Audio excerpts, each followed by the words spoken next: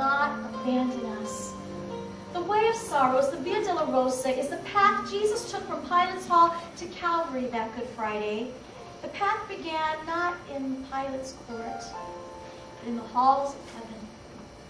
The Father began his journey when he left his home searching for us, armed with no more than passion.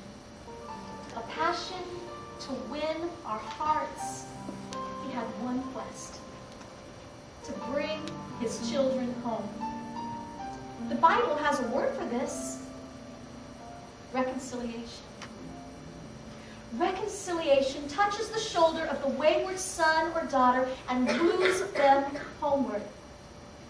The path to the cross tells us exactly just how far God will go to call us back to himself.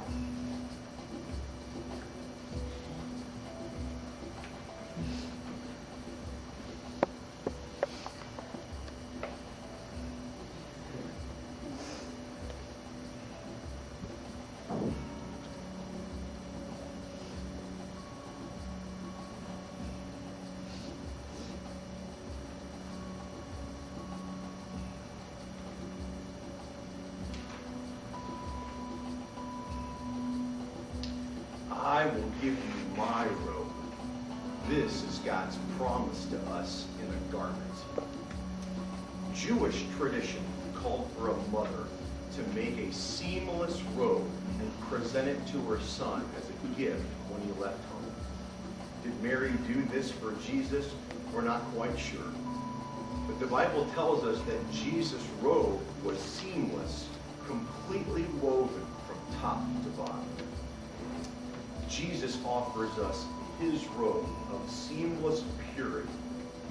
And in turn, he wears our patchwork coat of pride, greed, selfishness, and sin. He changes places with us.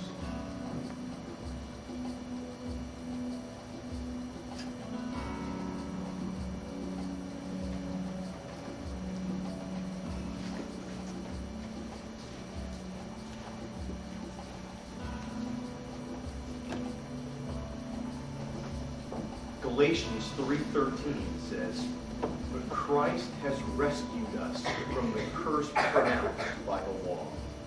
When he hung on the cross, he took upon himself the curse of our wrongdoing." In other words, he wore our sin so that we could wear his righteousness, his perfection. He doesn't ask us to get cleaned up. He doesn't ask us to work until we can buy some clothes that would be a little more appropriate. He doesn't say, "Here, you can use my robe until you get yourself all together." He simply gives us his robe of righteousness. What an exchange, our rags for his riches. We exchange our weaknesses for his strength. We exchange our status as a slave for adoption into royalty. Wow. Think about that. Jesus went way beyond the call of duty. Because this gift of the cross wasn't simply about atonement for sin.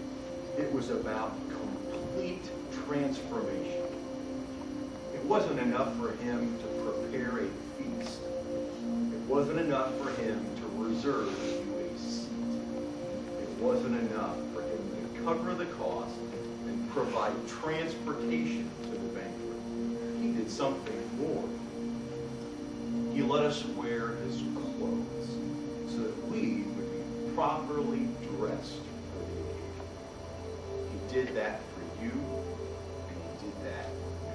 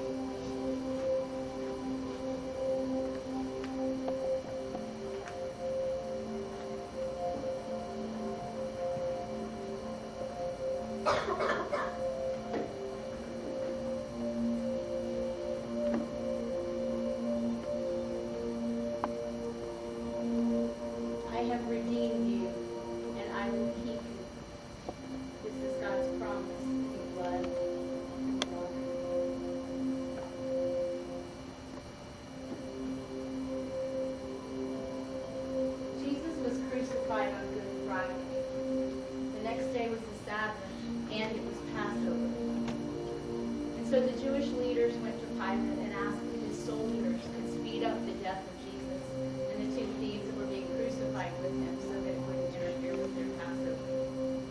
The way that they did this was by breaking the legs of the people who were being crucified.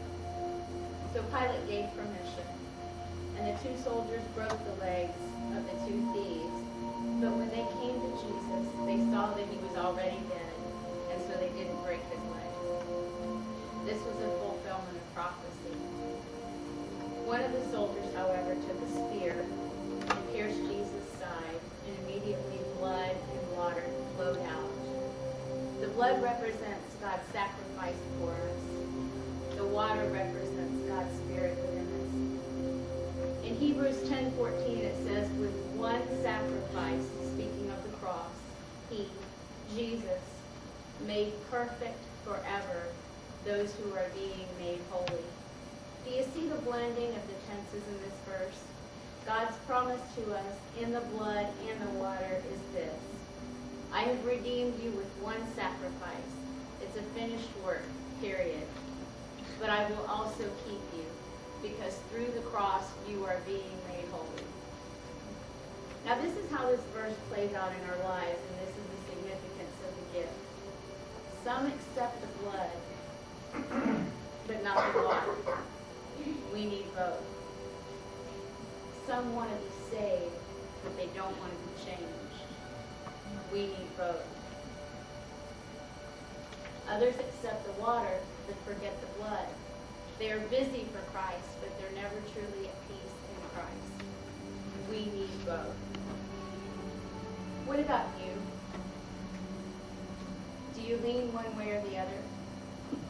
Do you feel so saved that you never serve? My friends, service is the natural overflow of a heart of worship. Growth in Christ is the natural overflow of knowing him and experiencing salvation. You and I were put here on earth for a reason. We were put here to know God and to glorify God in our service. The chief aim of man is to glorify God and to enjoy him forever. Service and salvation go hand in hand. Service flows from a heart that's been saved. Maybe that's not your struggle. Maybe your struggle comes from the opposite end of the spectrum. Maybe you serve for fear of